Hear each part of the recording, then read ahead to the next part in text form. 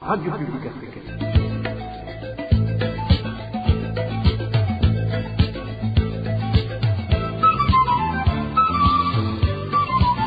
Radio Publique Africaine.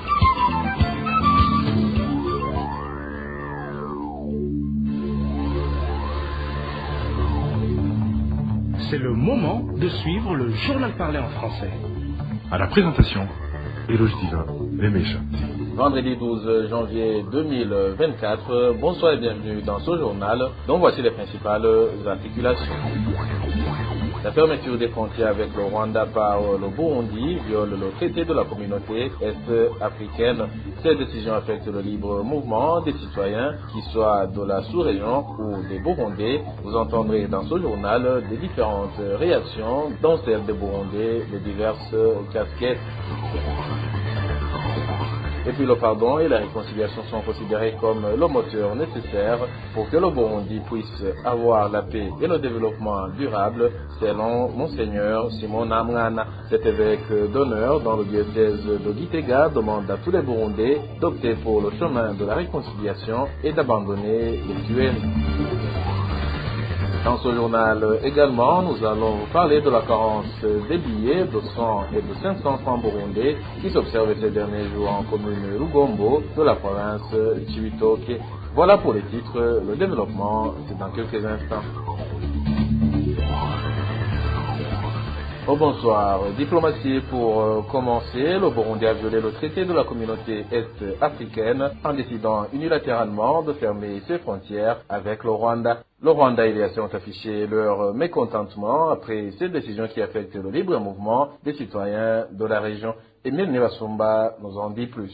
Le gouvernement rwandais dit avoir appris à travers les médias la décision unilatérale du gouvernement du Burundi de fermer encore une fois sa frontière avec le Rwanda. Dans son communiqué de ce jeudi, le gouvernement rwandais parle d'une triste décision qui limitera la libre circulation des citoyens et des biens entre les deux pays et qui viole les principes de coopération au sein de la communauté est-africaine. Selon l'article 104 du traité de cette communauté, les États membres s'engagent à faciliter la libre circulation des personnes, de la main-d'œuvre et des services. Ils s'engagent aussi à faciliter le passage des frontières par les citoyens, à procéder à l'ouverture réciproque des postes frontières, à maintenir les postes ouverts pendant 24 heures et à maintenir des politiques communes de l'emploi. Ce vendredi, le secrétaire général de la communauté est-africaine a également affiché son mécontentement face à la décision du gouvernement burundais de fermer ses frontières avec le Rwanda.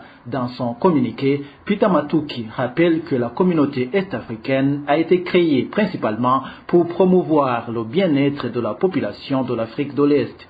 Il a ainsi ajouté que face à un différend entre deux ou plusieurs pays de la communauté, on devrait se servir du mécanisme de résolution des conflits de cette communauté qui par ailleurs respecte pleinement l'intégrité et la souveraineté des pays membres. Et Peter Matuki d'encourager les pays membres à déployer des voies pacifiques pour régler leurs différends dans l'esprit du traité sur la coexistence pacifique et le bon voisinage. Le secrétaire général de l'EAC, Peter Matuki, a terminé son communiqué en signalant qu'il était en train de collaborer avec le bureau du président du sommet des chefs d'État de la communauté pour fournir la facilitation nécessaire à travers la résolution pacifique à chaque fois que survient un différend parmi les États membres. Merci à toi, Emile Nivasumba. Et certains habitants de différentes localités du Burundi estiment que la fermeture des frontières avec le Rwanda aura des conséquences négatives sur la population.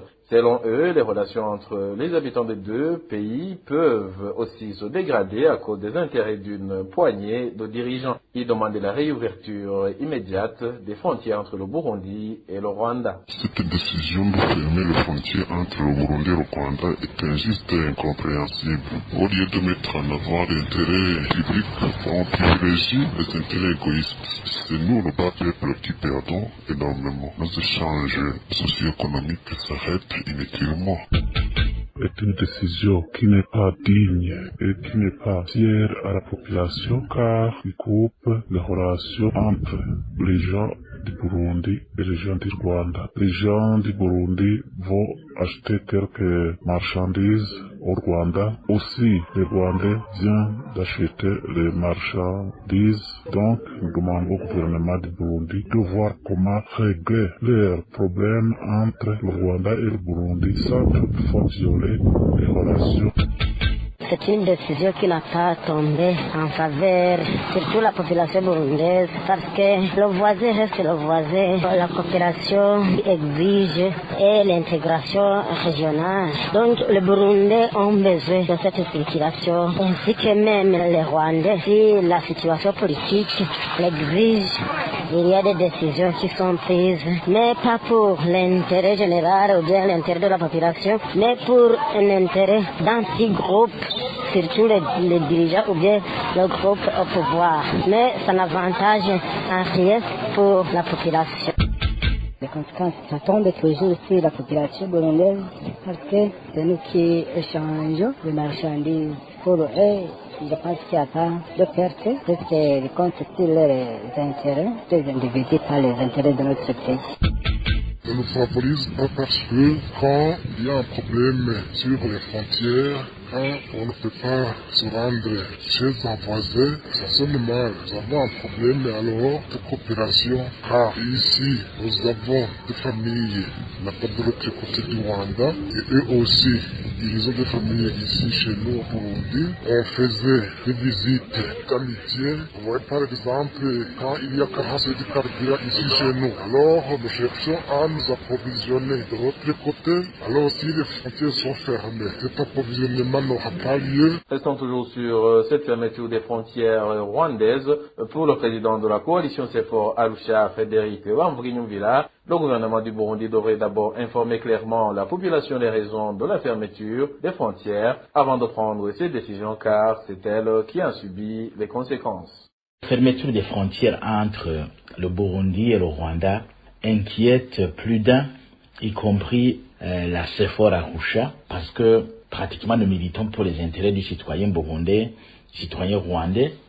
Avec la dernière fermeture, évidemment, c'est le peuple rwandais, le peuple burundais qui ont empathie.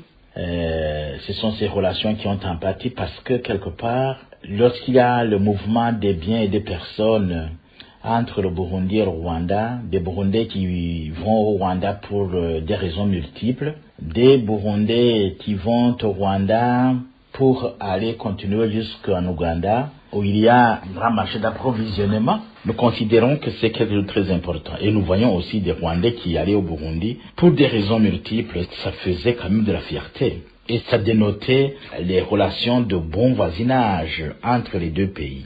Mais qu'aujourd'hui, pour des raisons qui ne sont pas encore explicites, parce que le président de la République, la fois passée, a parlé des personnes qui ont tué des Burundais alors qu'ils provenaient du Rwanda. Moi, je me suis exprimé là-dessus en disant que il est difficile de prouver que ces gens-là qui ont tué les Burundais provenaient du Rwanda. Il est difficile de le prouver, à moins que ce soit un prétexte pour qu'il y ait de la surenchère. Frédéric Bamvuginyumvira indique qu'il y a plusieurs moyens de résoudre des conflits sans pour autant procéder à la fermeture des frontières. Il cite entre autres le mécanisme conjoint de vérification, de même que les organisations régionales dont ils font partie. Écoutons encore une fois Frédéric Bamvuginyumvira, il est le président de la coalition CFOR Arusha. Lorsqu'il y a des conflits du genre, ils ont un mécanisme conjoint de vérification. Ils devraient l'utiliser pour vérifier qui a fait quoi et préserver la paix des Burundais et des Rwandais. Les Burundais ne devraient pas le savoir parce que ça ne les intéresse pas. Mais l'essentiel étant que lorsqu'il y a des conflits du genre et qu'ils se réunissent, qu'ils puissent trouver ensemble des solutions sans qu'ils puissent aller au-delà. Deuxième élément, j'ai vu des relations qui avaient commencé à se matérialiser. Le président rwandais se déplaçait vers le Burundi, de même que le mouvement de leurs épouses, on l'a vu, et on a vu des ministres se déplacer du Rwanda vers le Burundi, du Burundi vers le Rwanda, et au-delà, ils partagent la communauté des pays de l'Afrique de l'Est et un cadre approprié pour qu'ils puissent présenter leurs propres problèmes et éviter qu'il y a de la surenchère qui viennent troubler les esprits des Burundais, des Rwandais, alors qu'ils sont submergés par beaucoup de problèmes. Alors, nous disons que c'est pas tard, il faut qu'ils reviennent à ces moyens de communiquer pour qu'ils puissent baisser la tension. Sinon, on ne comprend pas comment des choses peuvent aller jusque-là. D'abord, priver les Burundais de l'information correcte. Pourquoi le Burundi ferme les frontières? Au moins, comme ce sont les Burundais justement qui en subissent les coups, mais il faut qu'ils le sachent. Qui est-ce qui dicte qu'il y ait fermeture des frontières? Pourquoi un président de la République peut décider ainsi et ne pas communiquer aux Burundais sur la raison réelle de la fermeture de ces frontières? Nous avons besoin de savoir ce qui s'est passé en réalité. Parce que c'est nous, la base du pouvoir. Si le pouvoir il est là, c'est grâce à la population. Et la population a besoin de savoir ce qui se passe autour d'elle. Donc c'est pour cette raison que nous demandons au pouvoir de Bujumbura ou de Gitega de nous dire ce qui s'est passé en réalité. Quel est le problème jusqu'à fermer les frontières d'un pays voisin? Et du côté du parti UPD Zigamibanga, la fermeture des frontières entre le Burundi et le Rwanda n'est autre chose qu'une décision impopulaire qui n'a aucune justification. Suivez Chevino Mugwengezo, président du parti UPD Zigamibanga.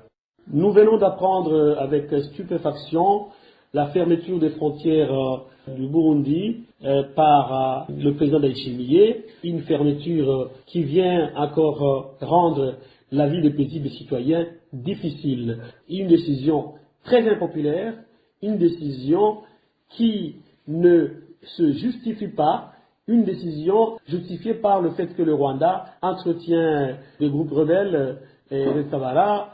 Le Rwanda facilite ces groupes rebelles. Le Rwanda est accusé à tort d'entretenir le mouvement rebelle Tabara. Et je pense que la vraie justification n'est pas celle-là. La vraie justification de la vie de l'UPD de Zigamibanga est tout simplement que le Burundi est tombé plus bas. La gouvernance laisse à désirer. Le marasme économique vient de plonger le Burundi dans une situation inouïe, dans une situation invivable. Les droits humains qui sont dénoncés au quotidien, c'est différentes raisons qui font que le pouvoir de Ndayishimiye est devenu un pouvoir impopulaire. Et maintenant, il cherche à accuser le Rwanda pour s'attirer une sympathie des détracteurs potentiels du Rwanda qui aujourd'hui est en train de s'illustrer comme un pays qui se développe et donc on cherche à lui coller tout, on cherche à lui attribuer tout pour salir son image. Et Chevino Mugwengezo d'ajouter que le président Evariste Ndayishimiye est incapable de redresser la situation politico-économique du pays et cherche des boucs émissaires. Encore une fois suivant, Chevino Mugwengezo, président du parti UPD Zigamibanga. Je pense que les vraies motivations d'une telle décision sont l'incapacité à diriger ce pays, sont l'incapacité à redresser la situation politique, sont l'incapacité à s'assurer que la démocratie fonctionne correctement dans notre pays. C'est l'incapacité à pouvoir se remettre en cause. Parce que quand on ne se remet pas en cause, il est même difficile d'envisager des ajustements. Voilà. Maintenant, il s'avance sur des fausses raisons en accusant le Rwanda. Et peut-être aujourd'hui, il voit qu'un pays voisin du Rwanda s'en prend constamment au Rwanda et il cherche un allié pour ça, pour détruire le Rwanda, et pour détruire l'image du Rwanda et peut-être aussi lui attirer des foudres, qu'il comprenne que les vrais problèmes du Burundi aujourd'hui, ce n'est pas le Rwanda, les vrais problèmes aujourd'hui, ce n'est pas la frontière, les vrais problèmes, c'est l'incapacité à gérer ce pays, c'est l'incapacité à vouloir trouver des mécanismes et des stratégies entières susceptibles de relever le Burundi sur le plan économique, sur le plan diplomatique, sur le plan politique. C'est ça les vraies raisons qui ont fait qu'aujourd'hui, ils se retournent contre le Rwanda. Le Rwanda n'a rien à voir avec le Burundi. Et je dois rappeler qu'il y a quelque temps, quand le Burundi était dans une impasse économique où il ne parvenait pas à payer ses cotisations au niveau de l'EAC, mais c'est le Rwanda qui a pris le devant pour verser les arriérés que le Burundi devait à la caisse de l'East African Community. Où est-ce que le Rwanda a été mauvais à ce niveau-là? C'est aussi le Rwanda qui a joué un rôle plus récemment, un rôle d'un voisin. C'est grâce au Rwanda. Si aujourd'hui il est encore président, c'est grâce au Rwanda. Ça se sait, ça se sait. Donc il doit cesser vraiment de jeter le tort, de vouloir terminer l'image du Rwanda, un voisin. Et voilà, donc nous pensons que les vraies motivations ne sont pas que le Rwanda entretient des mouvements rebelles.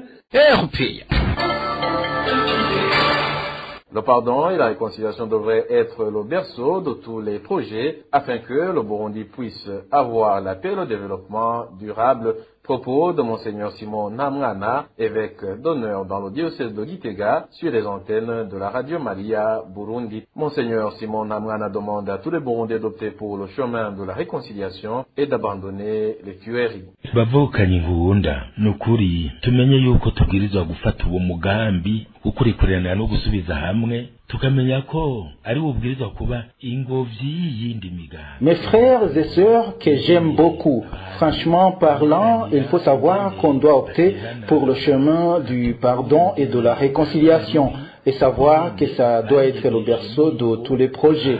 Nous voyons chaque fois comment les gens se chamaillent entre eux, comment ils s'entre-déchirent parce qu'ils ont mis en avant leurs différences. Alors le chemin qui arrive à destination, selon moi, c'est toujours le chemin du pardon et de la réconciliation. J'aimerais bien que tout le monde choisisse ce chemin du pardon et de la réconciliation jusqu'à un nouveau Burundi. J'espère que vous avez tous entendu des gens qui ont attaqué le Burundi récemment et qui veulent que notre pays retourne encore une fois en guerre. Au lieu de continuer les tueries, pourquoi ne pas prendre ce bon chemin et voir comment on peut mettre en avant des pourparlers avec ces gens, discuter avec les Burundais qui ressemblent à nous.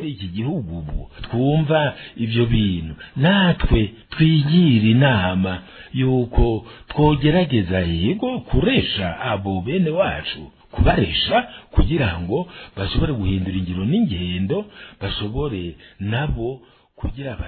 Nous, en tant que Burundais qui sommes au pays, nous pouvons motiver ces autres Burundais pour qu'ils puissent changer de comportement et adopter eux aussi le chemin du pardon et de la réconciliation. Comme ça, ils vont abandonner le chemin de tuer ou de massacrer les innocents. On ne peut nulle part avoir le succès parce qu'on a tué, avoir le succès parce qu'on a bafoué les droits de l'autre. J'ai alors décidé de mettre en avant le pardon et la réconciliation comme le berceau de tous les projets pour redresser tout ce qui peut arriver dans le chemin du bien et pour que le Burundi puisse avoir la paix et le développement durable.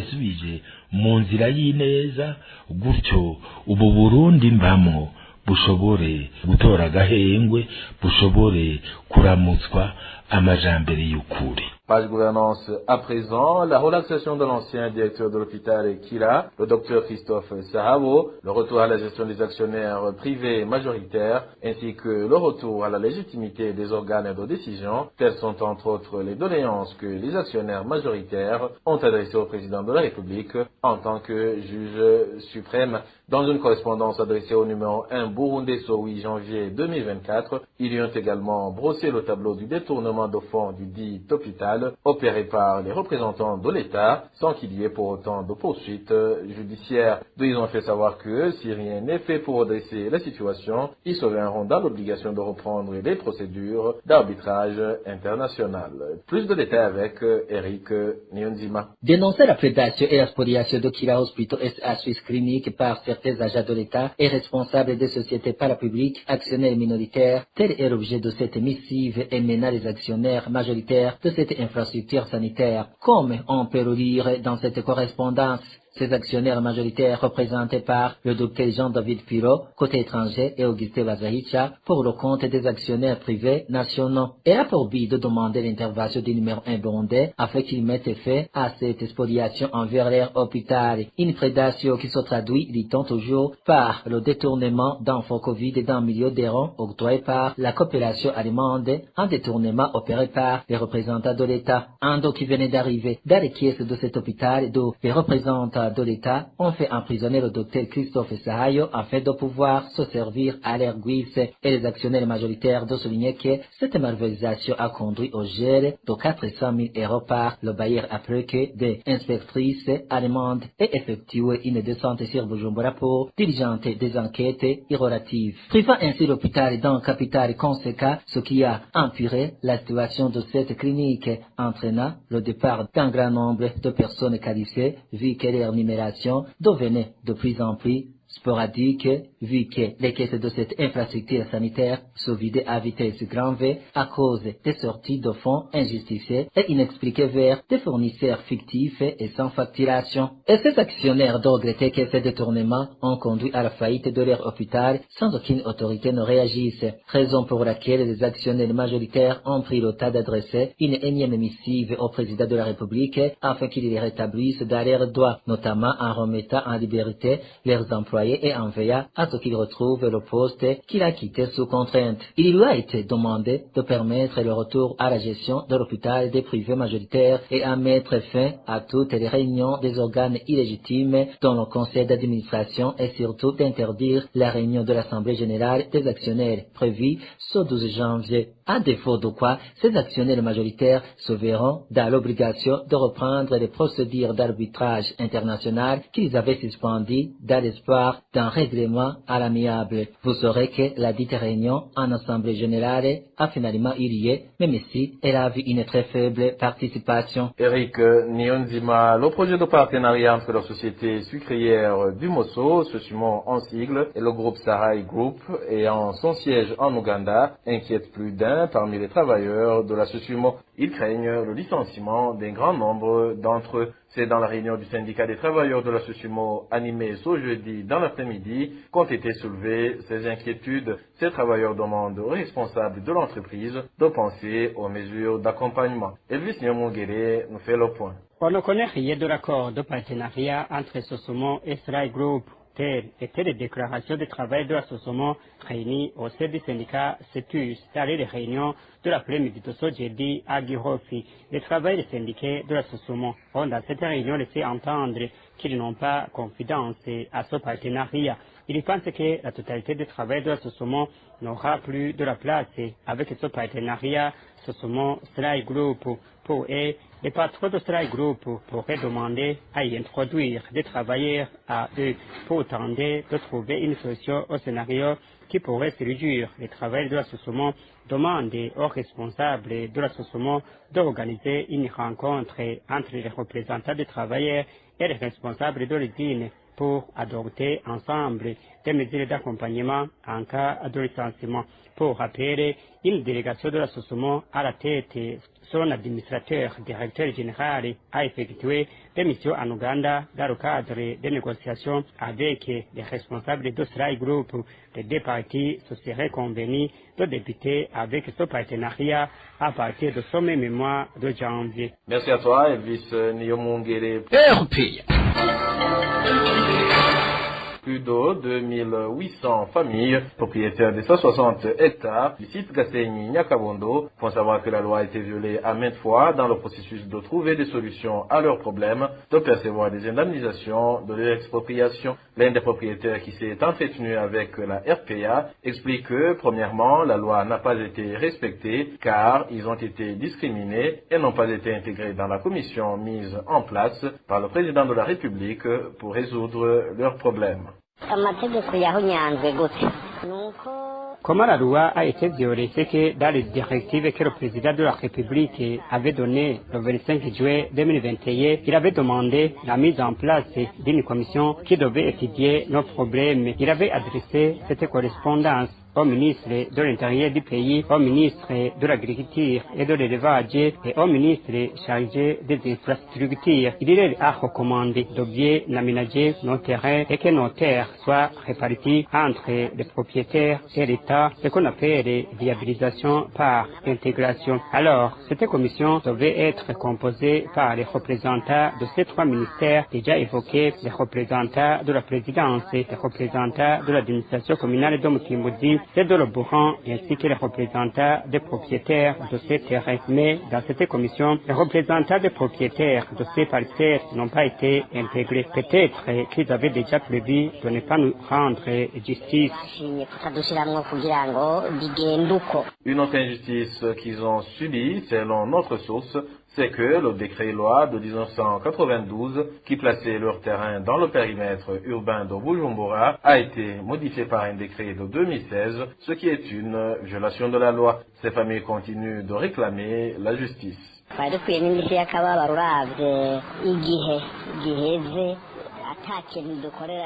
Nous devrions aussi recevoir une indemnisation liée à toutes ces années que nous avons passées sans jouir de nos droits de propriété. En plus, ils ont violé la loi car il y a un décret-loi de 1992 qui place nos parcelles en mairie de Bujumbura. Mais nous voyons que ce décret-loi a été modifié par un décret qui a placé ces terrains en dehors de la mairie de Bujumbura. Normalement, cela est infaisable dans le domaine de la loi car une décret-loi ne peut pas être modifié par un décret. Pourtant, même si nous l'avons signalé, ils n'ont rien changé. Je ne sais pas s'ils pensent qu'en violant la loi, ils croient bien faire. C'est pourquoi nous voulons que ces directives données par le président de la République d'aménager et de viabiliser nos parcelles pour que nous puissions y construire des maisons selon le plan de l'État est la meilleure solution. Sinon, nous voyons que les indemnisations posent un grave problème.